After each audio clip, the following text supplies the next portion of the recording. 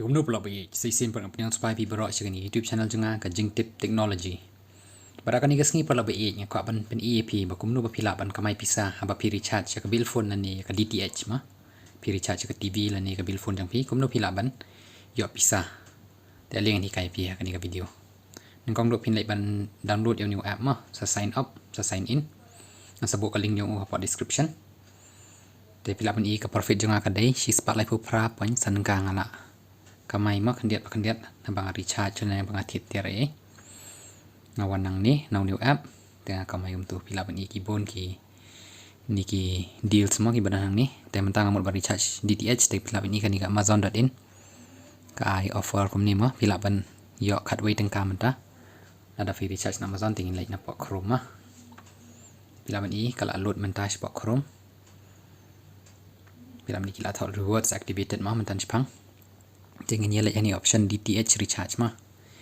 ni recharge yo Tata Play new Tata Play Tata Sky mah nama ban recharge yo new Tata Sky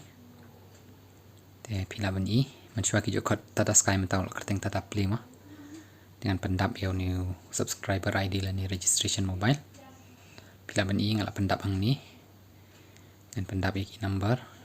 pihak bot paham ni yo bakla te yo pikum recharge ye ki wei dengan mod ban recharge ke balai spot tengka nama balai spot tengka kan ne si benai try lah ne dunara si benai dengan klik na tu continue dengan ada pai ban you continue tegi orang ni sign in ya Amazon account nampak sign in momennya nama ngasuan be direct dengan lasu la auto save password dengan lasu sign in direct tapi lah ben kan ni ka payment method ni lah apa yang ni page ban siu nak de cash on delivery tengi melak ban siu mah bangi recharge ayu teh tengi lak ban lihat daka UPI app mah lani ngilak ban use daka ATM card teh tapi dan daka ATM card teh kasuk da ATM card lan net banking road tapi use SBI you know tengi ni lihat daka card mah dengan pendap saya ke card details yang dengan spend EP tapi lamun i ngal ada pendap iki card details yang dengan klik no ang ni enter card details markan save ni nama la asli mengaklaim pendan kami syuk dengan type yo CVV hang ni bila ni ngal ada type yo CVV dengan klik hang ni harum bila ni ngini apa iki option gitu gicu option ba ni dengan hap klik hang ni bagi top place order and pay mah dengan klik hang ni di bila ni hang ni your card is not safe yet ki ang pat save mah as per RBI guidelines ngila ban save dengan klik hang ni save my card and pay kemudian next time dengan awan ban save kakak jangan kalau ada lupa mah dengan dan kamban pendap biang tapi lah ikan ni ke Amazon Pay kalau awan kalau load kendiat dengan mentangin dari app shua ya OTP wan tidak lawan OTP ini klik film ini lawan OTP tapi film ini ini porang dan pendan kami true color mendai babah mah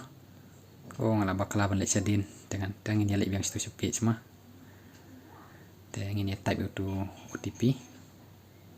dengan yang ni make payments tapi lah ini lah pay dengan yang kita tahu Amazon Pay confirming payment with your bank kita confirm mah kan load pang tapi lah ini kan ni kita tahu ang ni 300 rupees kalau successful mah DTH recharge successful pila ini you have won a scratch card kita ni room pila ini tinggal pet kai you tai scratch card mah bang jam